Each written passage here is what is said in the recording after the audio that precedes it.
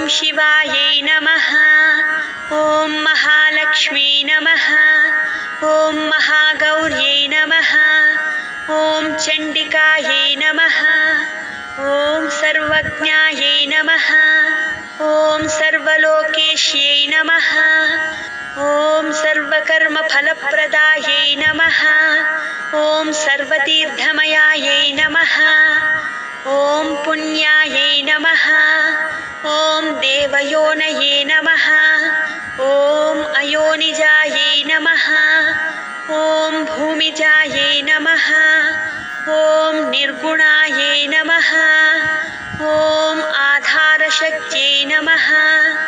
ॐ अनीश्वर्यै नमः। ॐ निर्गुणायै नमः। ॐ निरहङ्कारायै नमः। ॐ सर्वगर्वविमर्दिन्यै नमः। ॐ सर्वलोकप्रियायै नमः। ॐ वाण्यै नमः। ॐ सर्वविद्याधिदेवतायै नमः। ॐ पार्वत्यै नमः। ॐ देवमात्रे नमः। ॐ वनीष्यै नमः।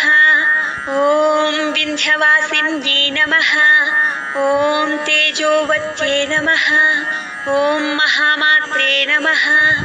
ॐ कोटिसूर्यसमप्रभायै नमः। ॐ देवतायै नमः। ॐ वह्निरूपायै नमः। ॐ सतेजसे नमः। ॐ वर्णरूपिण्यै नमः। ॐ गुणाश्रयायै नमः। ॐ गुणमध्यायै नमः। ॐ गुणत्रयविवर्जितायै नमः। ॐ कर्मज्ञानप्रदायै नमः। ॐ कान्तायै नमः। ॐ सर्वसंहारकारिण्यै नमः। ॐ धर्मज्ञानायै नमः। ॐ धर्मनिष्ठायै नमः। ॐ सर्वकर्मविवर्जितायै नमः। ॐ कामाक्ष्यै नमः। ॐ कामासंहन्त्यै नमः। ॐ कामक्रोधविवर्जितायै नमः।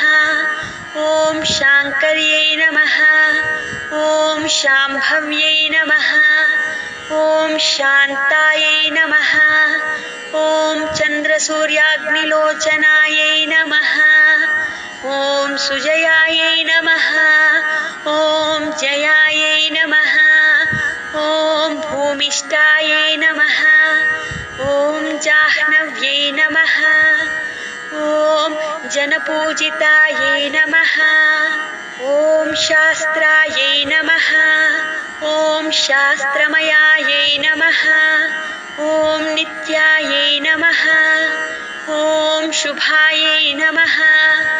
ॐ चन्द्रार्धमस्तकायै नमः।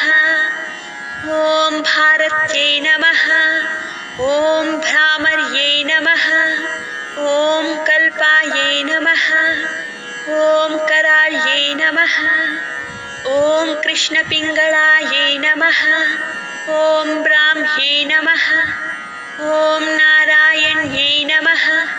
ॐ रौद्र्यै नमः। ॐ चन्द्रामृतपरिवृतायै नमः। ॐ ज्येष्ठायै नमः। ॐ इन्दिरायै नमः। ॐ महामायायै नमः। ॐ जगत्सृष्ट्याधिकारिण्यै नमः। ॐ ब्रह्माण्डकोटिसंस्थानायै नमः। ॐ कामिन्यै नमः। ॐ कमलालयायै नमः। ॐ कात्यायन्यै नमः। ॐ कलातीतायै नमः।